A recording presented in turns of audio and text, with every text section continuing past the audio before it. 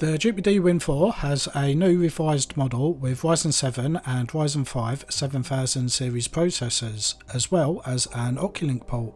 In our review, we will unbox them, have an overview of the features, and compare some system and gaming benchmarks. As always, we start off with the unboxing. Inside, we have the GPD WIN 4 2003 edition itself, which we will take a closer look at shortly. Underneath is a screen protector, which you can apply if you wish to. Inside the envelope is a getting started guide, which is in English and Chinese. Inside the cardboard box is a charger. We will include the correct adapter for your country. On the other end is a USB Type-C cable for charging. There's also a USB Type-C to Type-A adapter, and last but not least there is a hand strap which you can attach to the GPD WIN 4. The GPD WIN 4 2023 is essentially the same visual design as the original model. It measures around 8.6 by 3.6 by 1.1 inches and weighs around 598 grams. On the front, you have a 6-inch HIPS touchscreen display sporting up to 1920 by 1080 at 40 and 60 Hz. The screen quality is overall very good, with decent brightness and colours. The display slides up to reveal the backlit keyboard. The keys are very responsive and comfortable to thumb type with. It's great for logging into games or quick chat messages, for example. However, you would not want to write long documents with it though. On either side are the analog sticks, D-pad and gaming buttons, and at the bottom you have select and start buttons and a thumb size sensor for mouse control. Along the top we have the shoulder and trigger buttons, power button and volume buttons. There is a USB 4 port and, new to this model, the Oculink port for connecting to the GPD G1 eGPU docking station. On the left side is a slider to toggle between mouse and joystick control modes, and there is also a micro SD card reader to expand the storage. And on the bottom there is a second USB 4 port. It's useful if you want to use it with the standard GPD WIN 4 docking station. There are two models of GPD WIN 4 2023. First, we have the Ryzen 7 7840U with 780M graphics and a choice of 32 or 64 gigs of LPDDR5x RAM at 6400 megatransfers a second.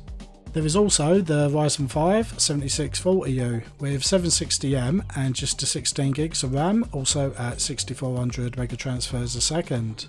For storage, the Ryzen 7 comes with a choice of 512 gigs up to 4TB of NVMe SSD, and the Ryzen 5 comes with 512 gigs only, but it can of course be upgraded yourself. The Ryzen 5 model is the lower performing model with a price to reflect that, and we will see later how much of a performance difference there is. Both models have Wi-Fi 6 and Bluetooth 5.2 and also support the 4G LTE module, which is available to buy separately. They both have a 45.62 Wh battery. In our tests running Street Fighter 6 at the highest graphic settings at 28 watts TDP on a loop, we got 1 hour 5 minutes on the 7840U and slightly less with 1 hour 2 minutes on the 7640U. It's roughly the same overall. Whilst running the Street Fighter 6 benchmarks, we also tested the fan noise and temperatures. We got a highest fan noise of 59 decibels and highest temperature of 55 degrees.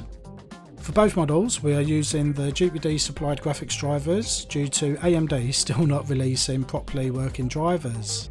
As a result, we will not be comparing with other devices until official drivers are released and we can benchmark them all equally. We start the benchmarks with 3D Mark and the Firestrike, Night Raid and Time Spy tests. Naturally, the 7840U model takes the lead in all three tests. There is on average a 14.5% difference in performance compared to the 7640U. Next is the Cinebench single and multi-core tests. In the single core test we get just a 5% difference, which is not too bad. However, in the multi-core test we get a difference of 20%. Not so surprising, as the 7840U has 2 cores and 4 threads more than the 7640U model. For our gaming benchmarks, we start with Forza Horizon 5 running on the very low graphics settings. For the 1080p tests at 28, 20 and 11 watts TDP, we see an average of 16% difference in performance. And at 720p 28 watts TDP, we get a 9.7% difference in performance.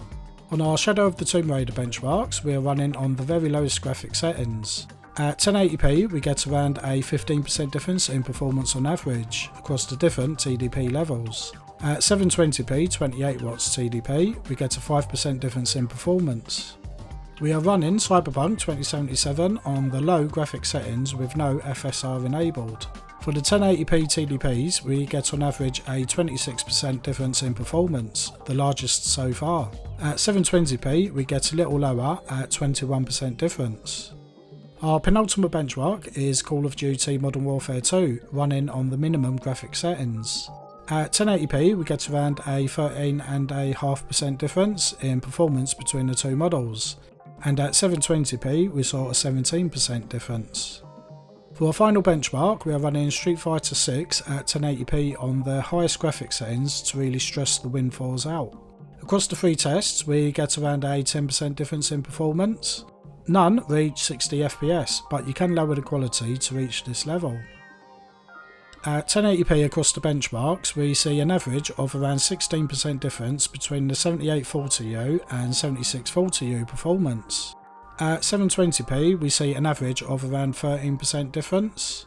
Comparing the price difference between the 16GB 7640U and 32GB 7840U, we see around 20% difference. But don't forget that is with an extra 16GB of RAM. The price versus performance is fair if you are on a budget and want a gaming handheld. We do see as high as 26% performance difference depending on the game. It's large in terms of additional frames per second, so keep that in mind when deciding whether or not to pay a bit more for the extra performance. The original GPD WIN 4 with 6800U was perhaps one of my favourite handhelds so far. The portability for me was amazing, fitting inside my bag and even my jacket pocket. It had all of the power of its GPD, iNeo, 1X Player and AOK Zoe counterparts. But the screen size, in my opinion, was a little too small for some games' text and I had trouble reading it occasionally. With the revised 2023 model, we also see the same pros and cons.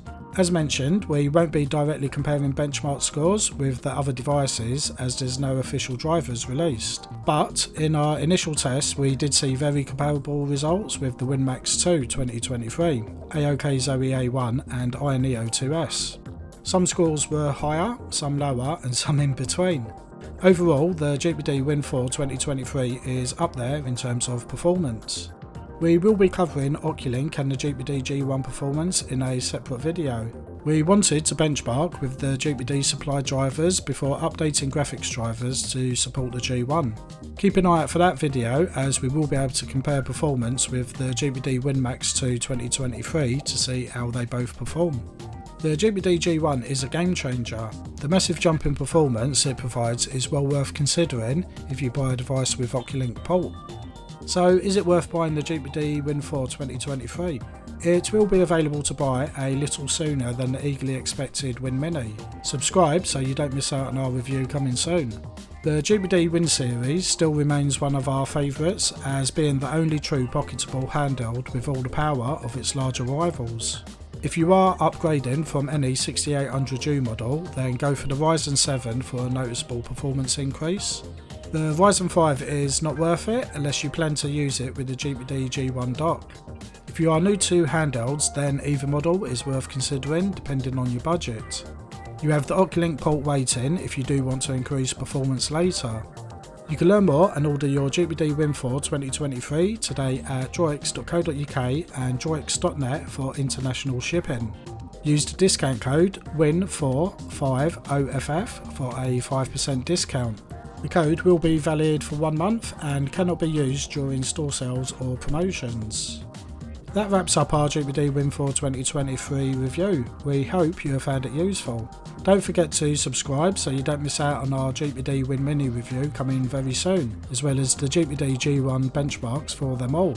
See you in the next video.